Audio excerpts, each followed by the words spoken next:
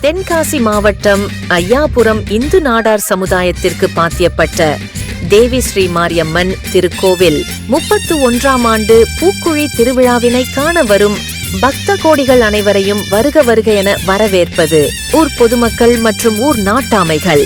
இந்து நாடார் சமுதாயம், ஐயாபுரம்.